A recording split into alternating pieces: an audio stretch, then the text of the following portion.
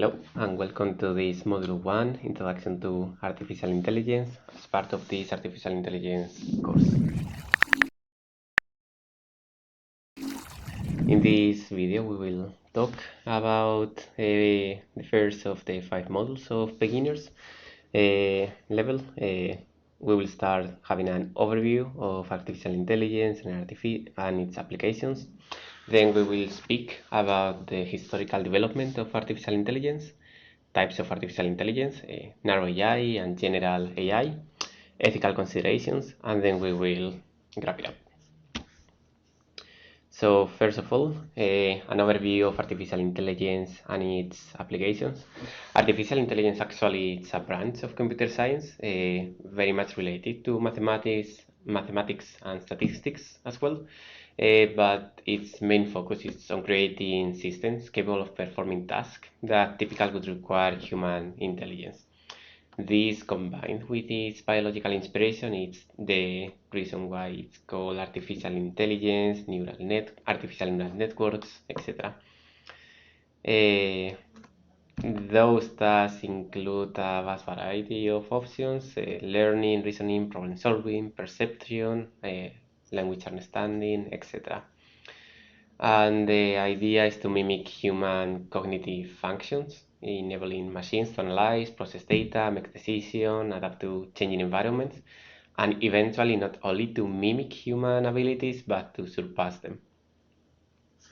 Some of the key components of artificial intelligence are machine learning. Here, the difference of artificial intelligence and machine learning is that to have artificial intelligence, you don't need a complex system. For example, in programming, it's common to have if-else statements. So an artificial intelligence could be just a really big amount of if-else, and this way you will model how the answers or the data flow over time, and you will have some kind of understanding, some kind of intelligence. However, in machine learning, you want an algorithm, a machine, which based on some data learns something about that data.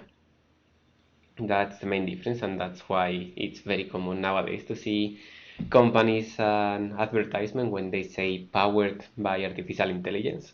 Most of programming is powered by artificial intelligence in some aspect, but powered by machine learning is not that common.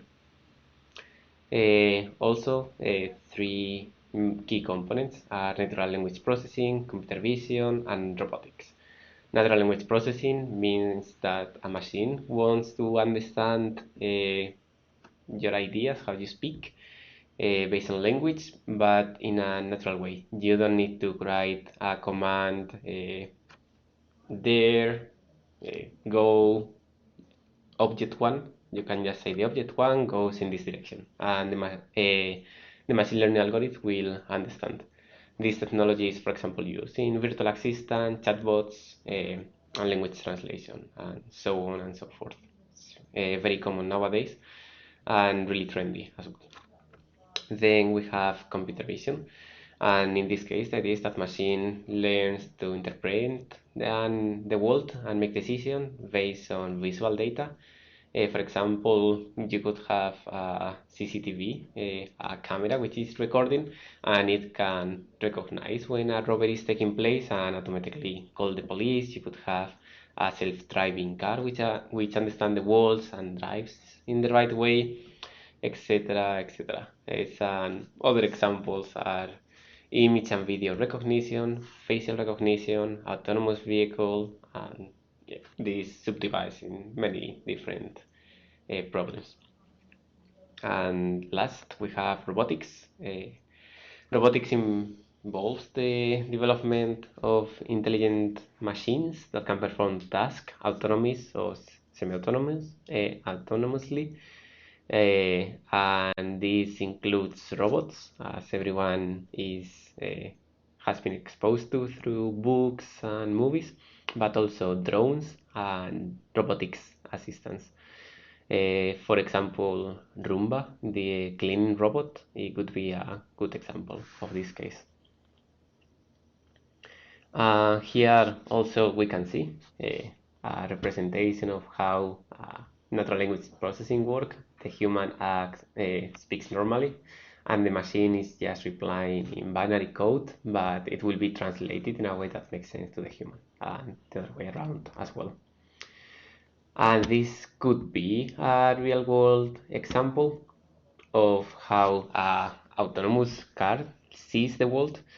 Some of the classes here are not really realistic, for example, the handbag, but it's really possible that a car sees just traffic lights, persons, trucks, cars. Also, it can make some mistakes. For example, I'm not sure this is a truck, maybe it's considered a car, but well, this is all that the car needs to understand from the world to be able of driving. And we have an example of a more advanced robotic assistant here. Also, some of the applications of artificial intelligence, some of the most successful ones are healthcare. Artificial intelligence is used for a wide variety of applications. It's quite expensive in healthcare to apply, so it's not widespread, but it's becoming more and more common. For example, this is diagnostic, personalized treatment plans, drug discovery, predictive analytics, etc. The main idea is that machine learning models can analyze medical data, identify patterns. They are really good at this and assist in early disease detection. For example, in drug discovery is a main field right now for machine learning because each time you discover a drug, you have to carry out a series of in vitro tests, then in vivo, and then you have 3 or 4 stages of testing. Each of these increases the cost of the process until you can actually get some return for your investment when you're creating a new drug. However, machine learning has the capacity to, in the very beginning of the drug discovery, say this drug will be successful, it will not. So it saves you out of money. And also in disease diagnostics, for example, there are some types of cancer that cannot be treated in the standard way with chemotherapy. And for those cases, you need to have a CT, a computer tomography, to see the inside of your body. And right now, doctors need to manually annotate where your organs are, where the tumors are, manually on hundreds and hundreds of images. This doctor with a good salary needs to do it. And this way, it's really expensive and it can take up to 1 week for a group of doctors to annotate before they can make a treatment, planning for a treatment, and they can start curing you. So it's not only expensive, but also it decreases the likelihood of recovery in the patient. Really interesting, but also a lot of challenges because processing this data is quite resource intense. So you need a really big server and big resources to do those tasks. Moreover, another common application is finance for fraud detection, algorithmic trading, credit scoring, etc. All the big banks and big institutions want to be the best at this. There is a lot of money in play, so they just try to use the best algorithms, and in this case, they have big resources. So it's also quite common. And as machine learning is a type of statistics, it's also similar to what they were already doing before, but more automatized. Then autonomous vehicles, artificial intelligence plays a crucial role. There were computer vision algorithms before machine learning and deep learning were so established, and it is right now, but they were not successful. That's why we can see it more right now. And it's also common in optimizing navigation, GPS, for example, applications, traffic management, enhancing the overall safety on roads. Also, e-commerce. Artificial intelligence is used for personalized product recommendations, chatbots for customer support. supply chain optimization, etc. And also it helps with business analytics, business intelligence by analyzing trends and knowing what your customers want. One of the main examples of this could be the Amazon recommendation system. When you buy something or are looking through the web page, you get good recommendations. And this is based on unsupervised learning. It's one famous technique that we will study in another module.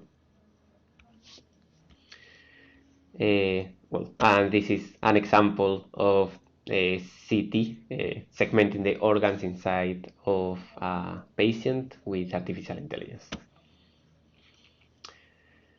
Let's continue. Moreover, we have education, artificial intelligence applications in the educational field include personalized learning algorithms to specific users so that the learning is better, intelligent tutoring systems, automated grading systems, and etc. Then we have smart assistants, like for example the famous Siri, Google Assistant, Alexa, etc. They use artificial intelligence to understand our commands. Then they use it to find the information we're asking for or to perform the task that we ask for. And then they also use it to give us back an answer in natural language, in something that we can understand and feel comfortable with. Then cybersecurity, artificial intelligence is employed for threat detection, anomaly detection, pattern recognition, etc. So, for example, if you are being hacked, you could just look at the logs and some triggers that the cybersecurity team sets in place. But another way of knowing that something is wrong is finding an anomaly in your system and telling your workers to look for any problems. It's kind of a last resource solution. And lastly, we have entertainment. For example, in video games nowadays, it's quite common to play against artificial intelligence opponents, and even the creation of some parts of the video games nowadays, it could be generated by artificial intelligence, as well as art and music.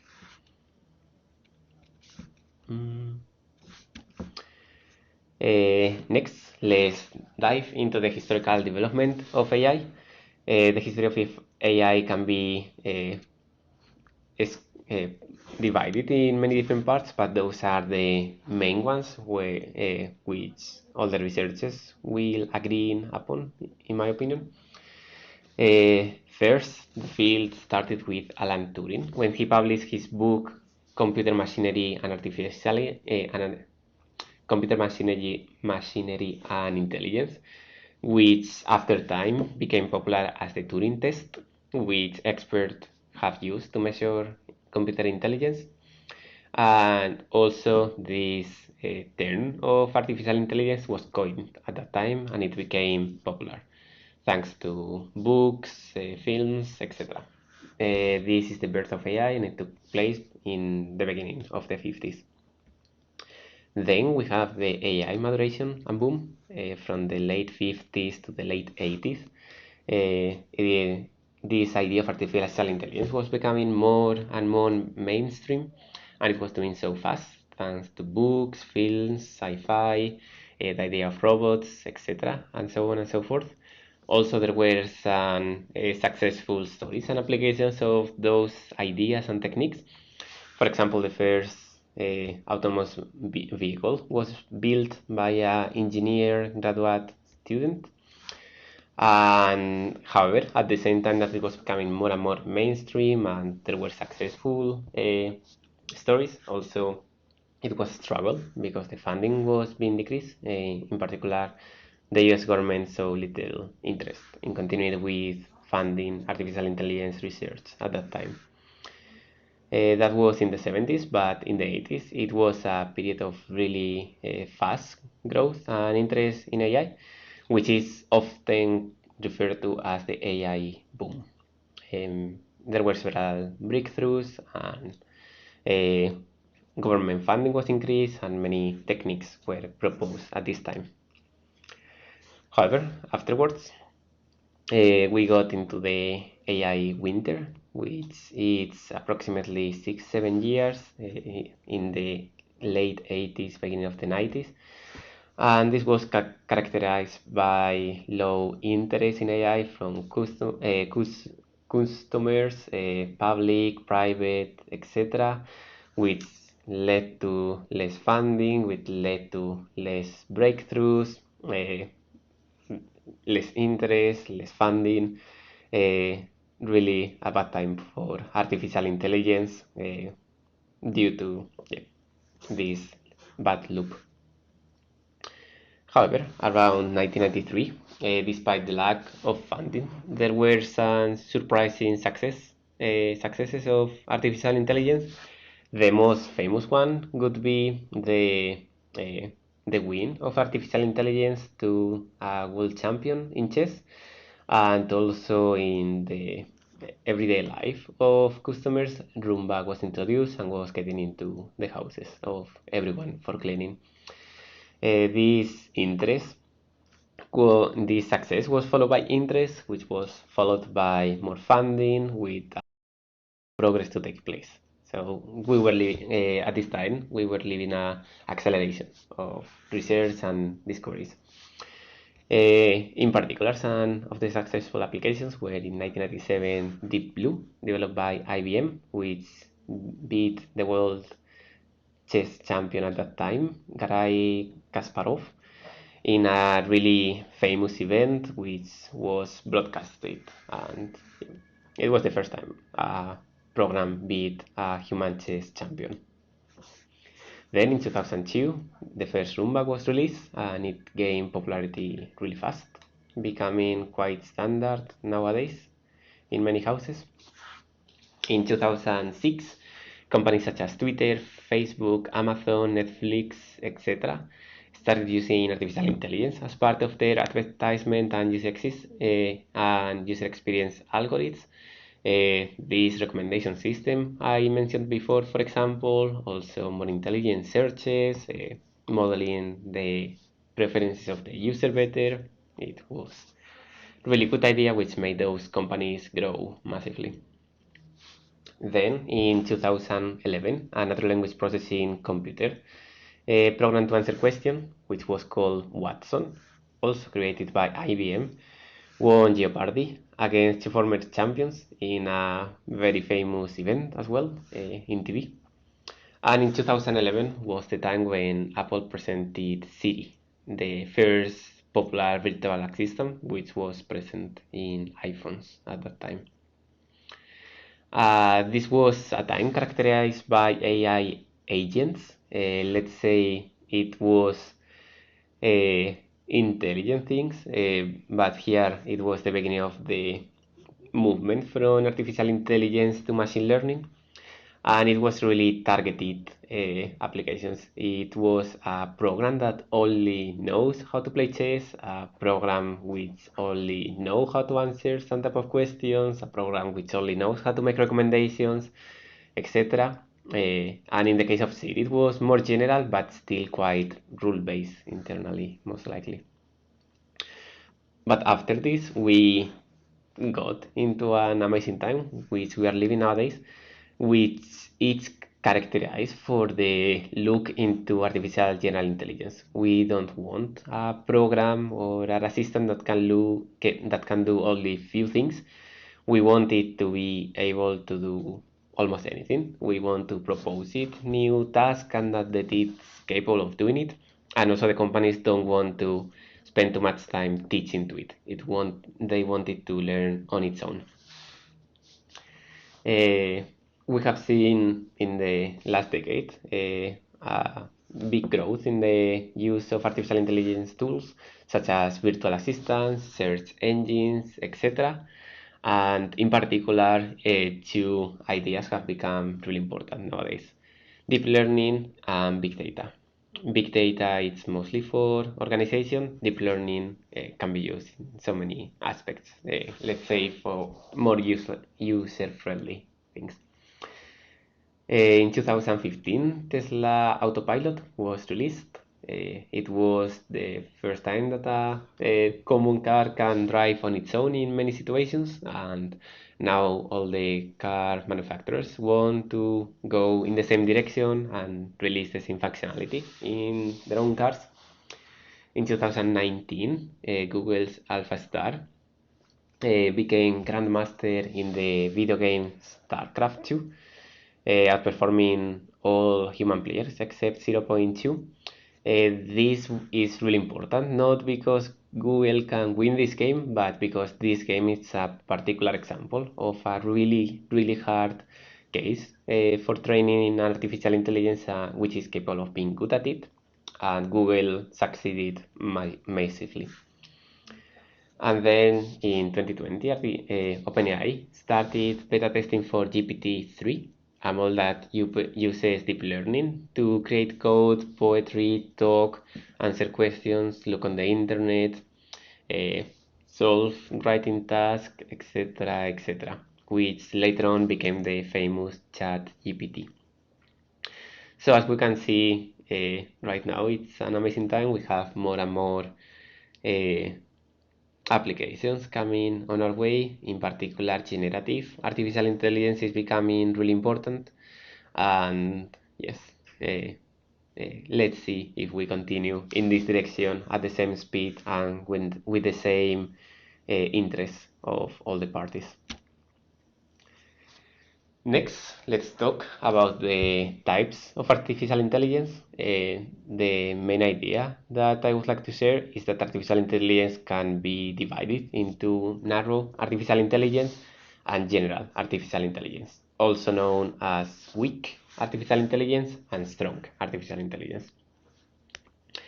The idea of narrow artificial intelligence is, as I mentioned, what was very common until 2012, that you have a model that is really good at playing chess, that is really good at finding birds in an image, that is really good at telling you which, let's say, which phone it's in a picture, very specific task. And this is great. Models are really good if you focus on this way. And it's the most common technique used even nowadays in machine learning, natural language processing, and computer vision. If the world that the model needs to see and learn from is very small, a specific task, it will be really good at this task, and you will be able of training this model really fast. However, the goal of all the big players, the research community, etc., is to reach general artificial intelligence, the strong artificial intelligence, where you can have one model, and this model is capable of seeing, understanding the world, creating art for you, understanding what you say. Well, it's general artificial intelligence. It can do, let's say, as many things as a human could, but it will be better than humans in some aspects. So, yeah, that's really the goal, and it's the transition we are living nowadays in many aspects. But at the same time, this is a really complex task. The human brain is really complex. We have deep neural networks which are inspired in the brain, but however they need to be used with a hardware of computers, which there are some proposals to also have it by inspired, but right now is not so similar to how neurons work in the brain. So there are still many challenges remaining. And also related to this difference I mentioned before, narrow artificial intelligence focus on a simple task and its performance can degrade with slight changes. So for example, if you train a network, a weak network, only to recognize let's say, for example, in a car, to recognize you have been training it in your city and it can drive well. If after this you take it, let's say, to the other side of the world, it will be really confused and it will behave in a terrible way, most likely. However, if you train a general artificial intelligence, it will be able of adapting better. And also one particular case is that if you have an artificial intelligence to do something really specific, like cure kidney failure based on some data from the patient, but you offer it another types of data, like photo of the lungs, it will also tell you something. It will say that it found the solution, but it will make no sense, and the network will not be capable of knowing that it's wrong because it's something new, and you are taking this artificial intelligence to a new world it has never seen before, and it will not know how to behave properly. And lastly, let's go into the very important topic of ethical considerations in artificial intelligence. There are many of them, and nowadays in the research community we live much more with them due to the popularity of artificial intelligence. So it's really important for all the actors to consider them. First, we have fairness and bias, taking steps to prevent discriminations based on different aspects such as race, gender, socioeconomic status as well. It's very important in artificial intelligence.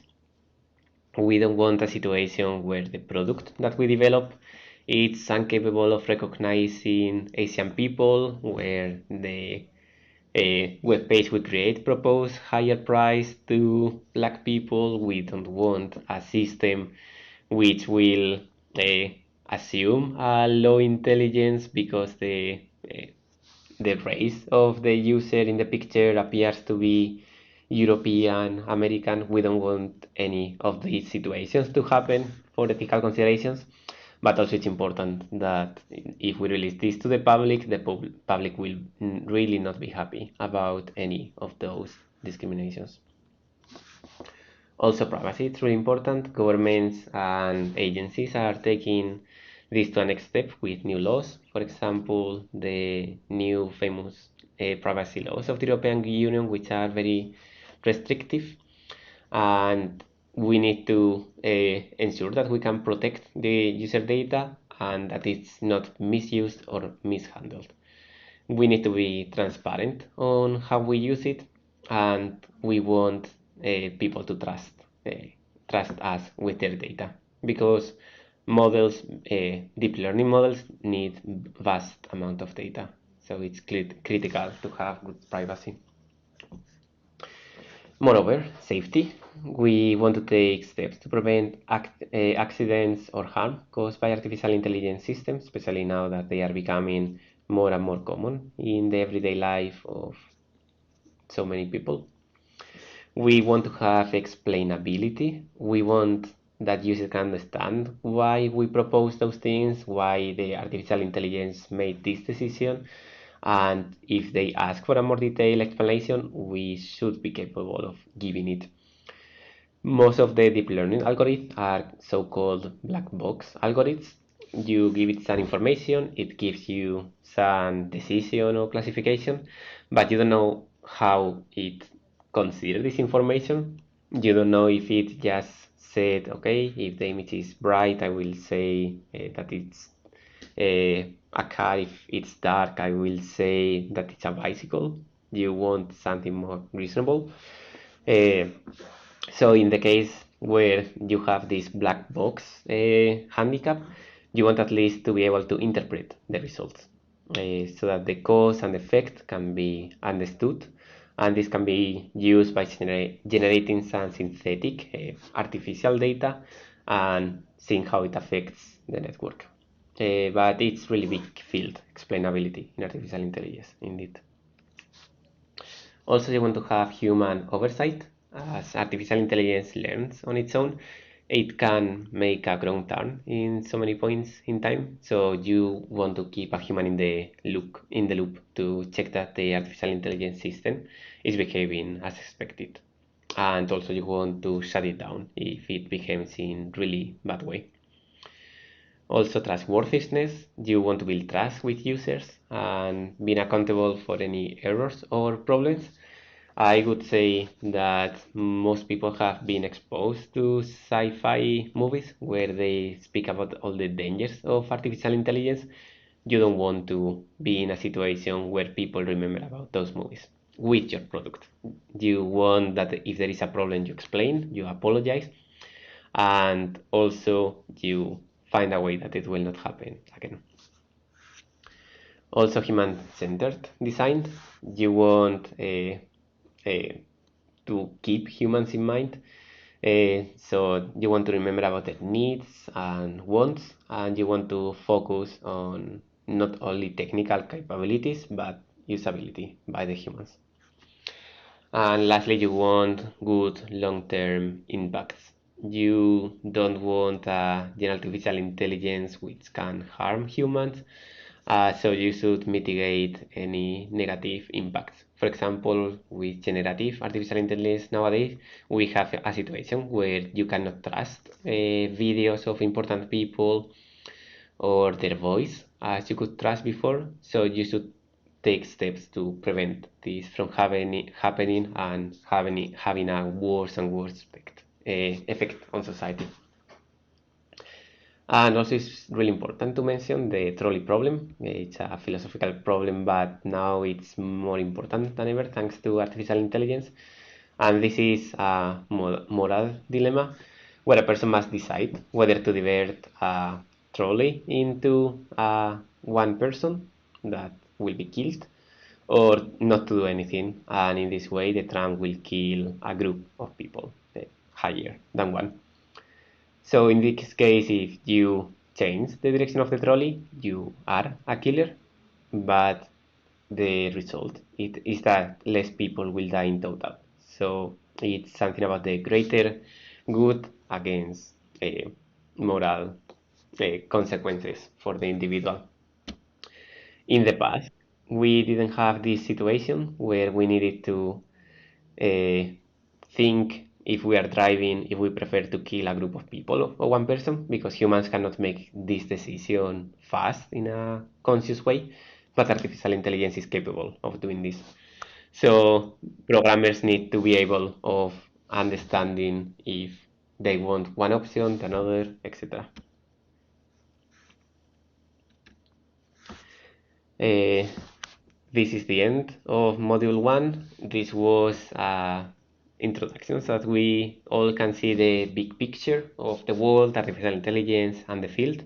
Now that we have the basic concepts, understanding, and we know how we came here, we will continue going more in detail, finding applications, and eventually the goal is that all of you are capable of developing your own solutions and improve the world using all this technology. So thank you for watching and see you in the next video.